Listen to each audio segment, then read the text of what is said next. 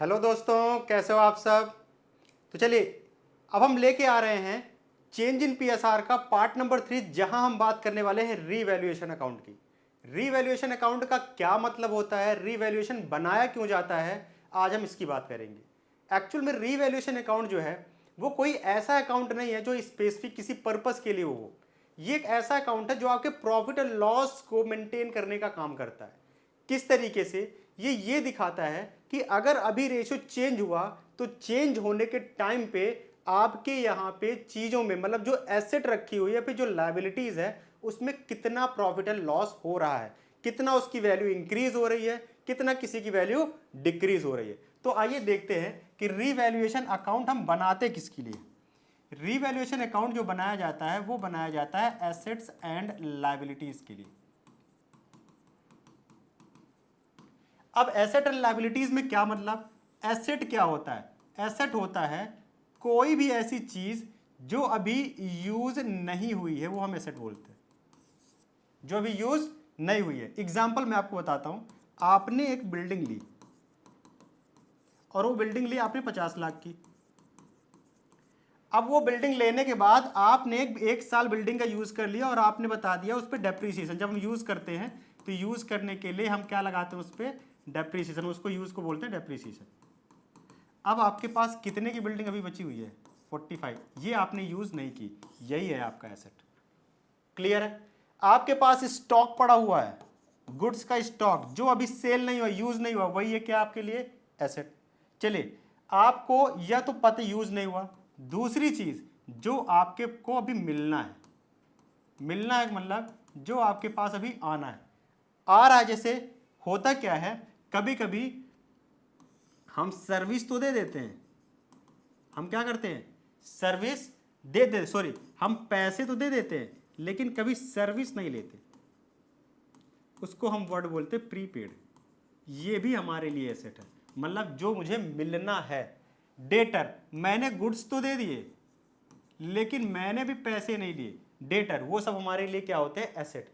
और इन्हीं की वैल्यू क्या होती है, रीवैल्यूड होती है। रीवैल्यूड मतलब कोई दूसरी वैल्यू, रीवैल्यूड मतलब कोई दूसरी, मतलब हमारे बैलेंस शीट में, क्योंकि हम क्या बनाते हैं इन सब के लिए, बैलेंस शीट। और ये बैलेंस शीट का क्या होता है, एसेट साइड, और ये बैलेंस शीट का क्या होता है, लायबिलिटी साइड।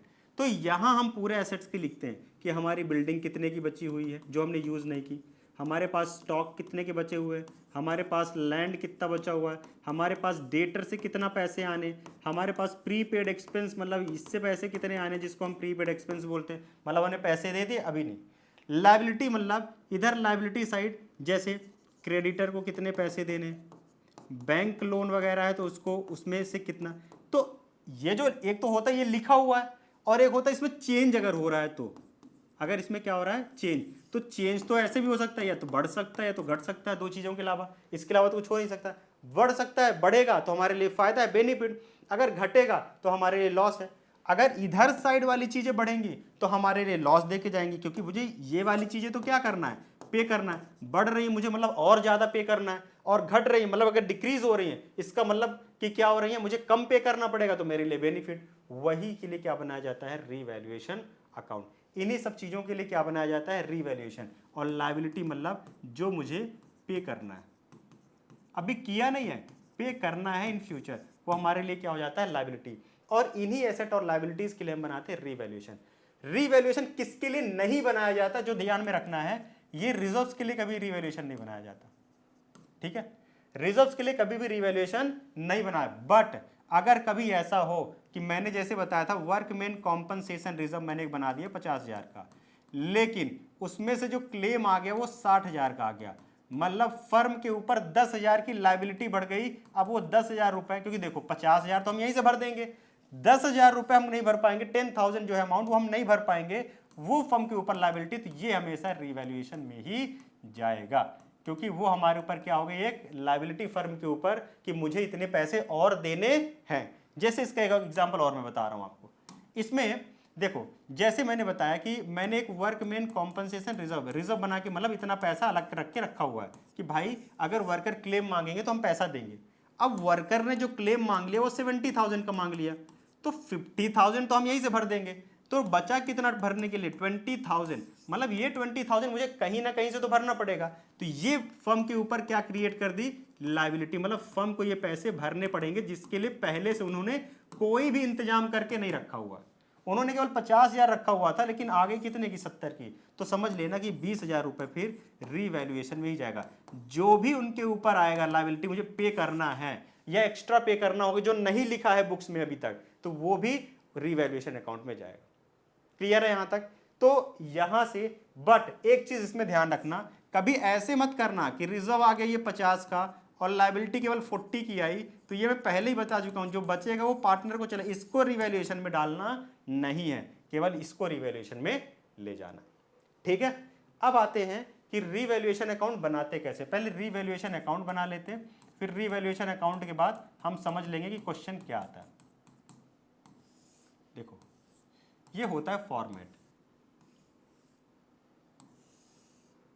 इधर साइड होता है डेबिट और ये वाला साइड होता है क्रेडिट। मतलब जब कभी तुम्हें अकाउंट बनाने का नाम दे देना तो समझ लेना लेजर फॉर्मेट बनाना। ठीक है, अब इधर क्या लिखेंगे, पर्टिकुलर्स, अमाउंट, और इधर भी क्या लिखेंगे, पर्टिकुलर्स और अमाउंट। सबसे ज्यादा डाउट रहता है, बहुत लोगों को ये सारी चीजें डाउट रहता है, पढ़ के भी रिवैल्यूएशन नहीं बना पाते। क्यों नहीं बना पा रहे हैं रिवैल्यूएशन, इसका मैं आपको रीजन बता रहा हूं, क्योंकि आप समझ ही नहीं रहे हो रिवैल्यूएशन है क्या। आप ये समझो, रिवैल्यूएशन का मतलब दो वैल्यू का होना बहुत जरूरी है। इसका मतलब अगर मैं बोलूं किसी से, जैसे मान लो पहले समोसा 10 रुपए का मिलता था, मैं तुम्हें दो तरीके से बोल सकता हूं। मैंने बोला भाई पहले समोसा 10 रुपए का मिलता था, 5 रुपए से इंक्रीज हो चुका है उसकी। इंक्रीज का मतलब क्या होता है, बढ़ गया 5 रुपए से। तो तुम दिमाग लगाओगे, तुम क्या कहोगे, कितने से बढ़ा, केवल 5, तो तुम सोचोगे 10 और 5 बढ़ गया, मतलब अब एक समोसा कितने का मिलेगा, 15। तो अगर मैं डायरेक्ट बता दूं कि कितना बढ़ गया है कितना घट गया, तो तुम डायरेक्टली लिख सकते हो। इसके लिए एक वर्ड इसमें लिख के देता है बाय। क्या लिख के देता है, बाय। जैसे बोल दिया कि फर्नीचर इंक्रीज्ड बाय, क्या बोल दिया, फर्नीचर इंक्रीज्ड बाय 10,000, तो समझ लो डायरेक्ट बता रहा है कि बढ़ा हुआ है। अब आपको कुछ करने की जरूरत नहीं है। दूसरा, ये समोसे की एग्जांपल में देखो, समोसे में क्या कर सकता हूं, मैं बोलूं पहले समोसा 10 का मिलता था, अब बोल दूं अब समोसा मिलता है 15 रुपए का। तो अब तुम्हें दोनों वैल्यू से कंपेयर करके निकालना पड़ेगा। लेकिन मैं ऐसा भी बोल सकता हूं, भाई 10 रुपए का समोसा मिलता था, अब वो 8 रुपए का हो गया समोसा। तो तुम सोचोगे उससे 2 रुपए सर कम हो गई उसकी वैल्यू, मतलब 2 रुपए से वो क्या हो रहा है, डिक्रीज। तो कभी वो डायरेक्ट क्वेश्चन में पूछते हैं, कभी वो इनडायरेक्ट। जब डायरेक्ट बताएंगे कि इतना इंक्रीज डिक्रीज हुआ तो बाय लिख के देंगे, बाकी अदर केसेस में वो इनडायरेक्ट होता है। आपको निकालना पड़ेगा।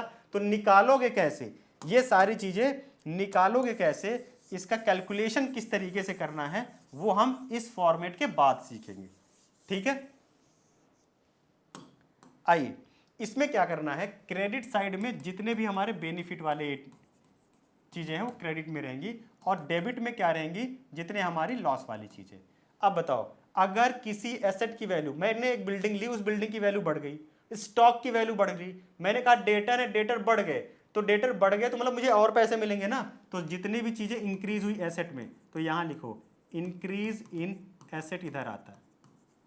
ठीक है, बाई करके चीजें लिखी जाती, नाम बाई। और क्या फायदा होगा मुझे, जब हमारी लायबिलिटी कम हो जाएगी, मैंने कहा मुझे 10,000 देना, लेकिन अब वो 10 नहीं देना, केवल 8 ही देना है, तो कितने से कम हुई वो, 2,000, मतलब वो भी हमारे लिए। तो यहां लिखना by decrease in liability, decrease in liability. Liability मतलब जो मुझे देना है अभी, मतलब अभी दिए नहीं है, चाहे पैसे लिए थे देना है चाहे एक्स्ट्रा, बस केवल जो उसमें जो इंक्रीज डिक्रीज आ रहा है वही रिकॉर्ड करना है।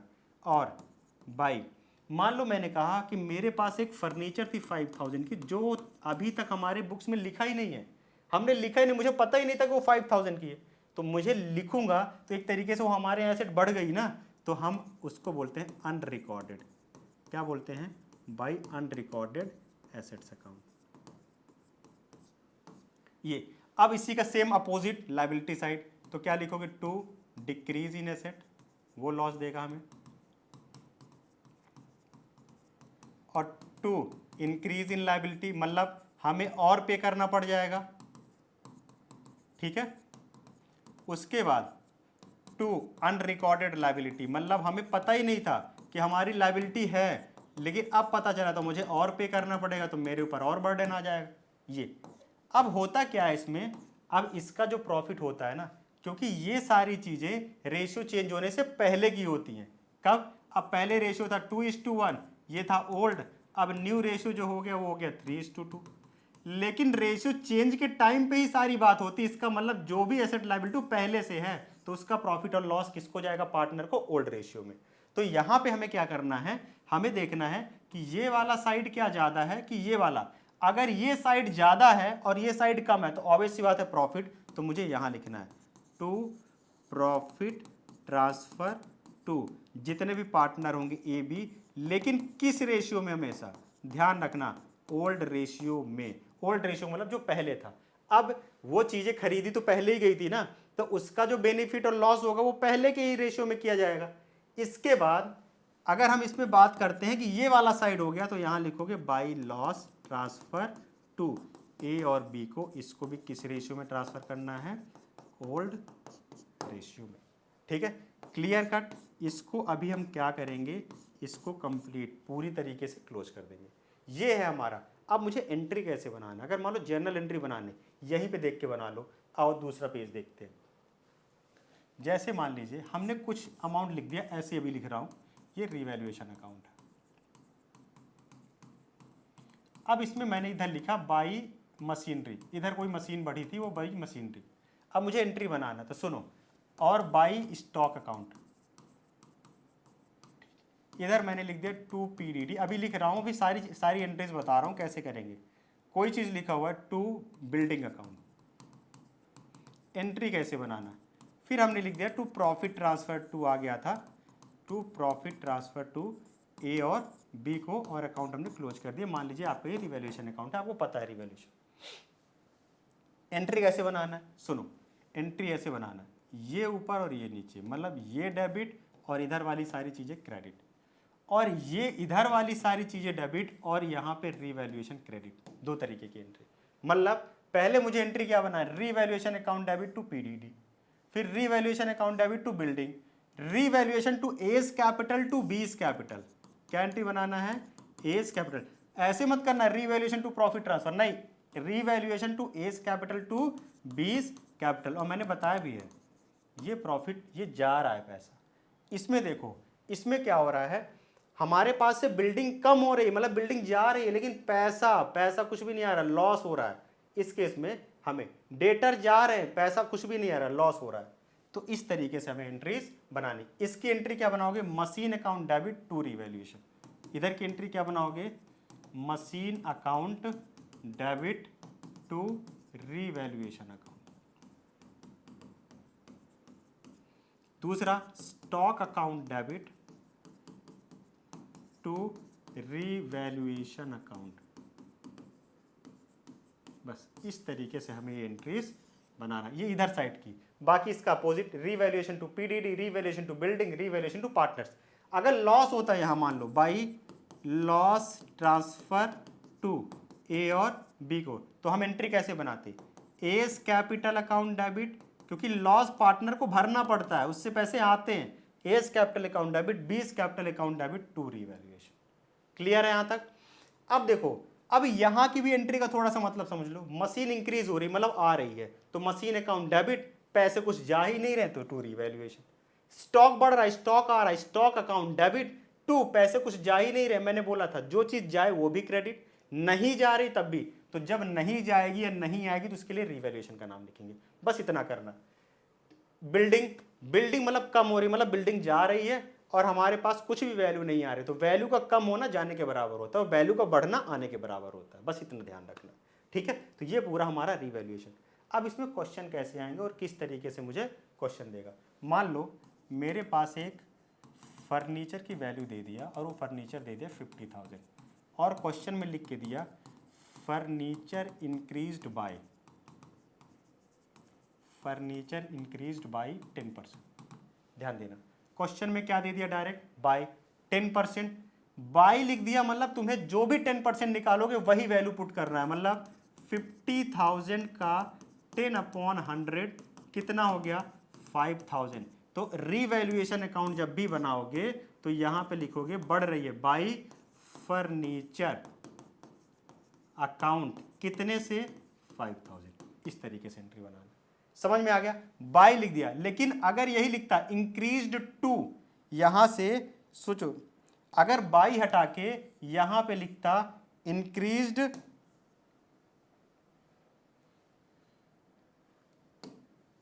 या एक सेकेंड, या तो ऐसे लिख दे फर्नीचर डिक्रीज्ड टू 60%, तो अगर ऐसे लिख देता तो जान लो जो भी हम 60% निकालते वो हमारा इंक्रीज डिक्रीज वो वैल्यू होती। 60/100 कितना 30,000। तो सुनो ये 50 थी, अब इसकी वैल्यू 30 हो गई। अगर 2 लगा दिया बीच में तो इसकी वैल्यू कितनी हो गई 30। इसका मतलब पहले 50 थी अब 30 थी, तो इसका मतलब ये कम हो गई, और वो भी कितने से कम हो गई 20,000 से। तो यहाँ पे कितना लिखेंगे 20। बाई लगा हुआ है मतलब डायरेक्ट लिखना है, 2 लगा हुआ है मतलब मुझे दो वैल्यू के बीच का डिफरेंस निकालना है कि वो कम हो रही है या ज्यादा हो रही है, इंक्रीज हो रही है या फिर डिक्रीज हो रही है। इसमें 2-4 क्वेश्चन और आते हैं जो इंपॉर्टेंट टाइप के हैं, वो अभी मैं बता दे रहा हूं। बाकी एडमिशन में हम बहुत सारे रिवैल्यूएशन के क्वेश्चन करेंगे, वहां भी समझेंगे। आओ रिवैल्यूएशन में क्या एक आता है over valued by, term over valued, ये मिस मत करना इंपॉर्टेंट है। और एक होता है अंडर वैल्यूड बाई। अगर लिखा over valued by 10%, under valued by 10%, over valued under valued 10% दे, अगर ऐसी वैल्यू दी है। आप देखो क्या चीज़ है, मान लो मेरी फर्नीचर 55,000 की है और ये बोल दिया ओवर वैल्यूड बाई 10%। सुनो ओवर वैल्यूड का मतलब समझते हो क्या था? ओवर वैल्यूड हमने उसको वैल्यू कर दिया ज़्यादा, इसका मतलब वो कम रही होगी लेकिन हमने उसको वैल्यू ज़्यादा कर दी। तो सुनो इसमें करना टोटल परसेंटेज कितने से होते हैं 100% तो होता है, मतलब टोटल परसेंट 100 है और हमने इसको बढ़ा के 110% कर दिया, क्योंकि 10% से बढ़ाया था ना पहले 110। इसका मतलब अगर मुझे वैल्यू निकालनी पड़ेगी तो देखो फर्नीचर अभी कितने की लिखी हुई है 55, मैंने कितने से ओवर वैल्यूड किया 10, तो टोटल उसकी वैल्यू कितनी कर दी होगी 110। तो 10 डिवाइड बाई 100, तो 11 5 जा कितना 5000। अब बताओ मैंने 5000 से बढ़ाया था, अब मुझे इसको क्या करना पड़ेगा कम करना पड़ेगा। इसका मतलब इस केस में ओवर वैल्यूड के केस में डिक्रीज होती है वैल्यू। क्या होती है वैल्यू डिक्रीज। और अंडर वैल्यूड के केस में वैल्यू क्या होती है इंक्रीज्ड। बट उसको लिखना कैसे है समझो। अगर मान लो अंडर वैल्यूड होता और यहीं पे फर्नीचर की वैल्यू 45 होती, फर्नीचर की वैल्यू कितनी होती 45, तो सुनो 45,000 इंटू कितने से अंडर वैल्यूड हुई 10, मतलब टोटल परसेंट कितना होता है 100। और अगर मैंने 10% से कम लिख दिया मतलब हमने उसको कितने परसेंट पे लिखा 90, तो हम यहाँ कितने से डिवाइड करेंगे 90, 9 5 अब भी कितना आ गया 5। तो अंडर वैल्यूड हुई तो उसको इंक्रीज करना, ठीक है। तो अगर अंडर वैल्यूड होगी तो इंक्रीज करना, ओवर वैल्यूड होगी तो डिक्रीज करना। और क्या केसेस आते हैं देखिए, कभी कभी क्या होता है डेटर लिखा होता है और डेटर मान लो लिखा है 50,000 और इसमें माइनस पहले से किया होता है पीडीडी और मान लो लिखा है 2000 और ये करके लिखते हैं 48। बाद में क्वेश्चन भी लिखते हैं कि PDD created on debtor at the rate 5%, ऐसा लिख के देंगे आपको। ये बताओ डेटर टोटल ये वाला अमाउंट नहीं, डेटर कितने के 50 के, चलो हमने डेटर ले लिया कितना 50 इंटू 5/100, 5% बनाना है, कितना अमाउंट आ गया 2500, कितना आ गया। तो यही मत लिख देना क्योंकि पहले से ही बना हुआ है 2000, मतलब 2000 पहले से बना हुआ, मतलब कितने से मुझे और बनाना चाहिए। वो डायरेक्ट कह रहा, वो ये नहीं कह रहा इंक्रीज करो इतने से, इसको पीडीडी को बढ़ाओ, कह रहा है डेटर पे इतना पीडीडी बनाना है। अगर ये बोला होता इंक्रीज्ड बाई 5% तो ये तो रहता ही, फिर हम कितने से एंट्री बनाते, कितने से बढ़ गई है 2500 से। तो ध्यान रखना है कब वो इंक्रीज्ड बाय बोल रहा है कब वो नॉर्मल बोल रहा है। अगर उसने बोल दिया नॉर्मल 5% बढ़ाना है तो देख लो पहले से बना तो नहीं है, अगर बना हुआ है तो उतना माइनस करने के बाद देखो मुझे कितना बनाना है। तो इस तरीके से हम रीवैल्यूएशन अकाउंट बनाएंगे। इंक्रीज डिक्रीज देखेंगे, ध्यान रखना है बाई में डायरेक्ट वैल्यू लिखना है, और कोई चीज़ रहेगी तो हमें पता है इंक्रीज में तभी निकाल सकते हैं जब मुझे ओल्ड वाली वैल्यू पता हो और न्यू वाली। ओल्ड वाली अगर ज़्यादा है, न्यू वाली कम है, तो ये इसका मतलब क्या हुआ कि जो वैल्यू हो रही है वो डिक्रीज हो रही है। ठीक है, दूसरे पेज में बना देता हूँ। अगर ध्यान रखना कभी अगर ऐसी सिचुएशन हो जाए ओल्ड और new value, old value and new value, ये ओल्ड वैल्यू हमेशा आपको बैलेंस शीट के अंदर बना के देगा, न्यू वैल्यू हमेशा एडिशनल इंफॉर्मेशन में देगा। कहाँ देगा? एडिशनल इंफॉर्मेशन में। ठीक है, अगर ये ज़्यादा है और ये वैल्यू कम है तो ध्यान रखना हमेशा वैल्यू ये क्या हो रही है? डिक्रीज।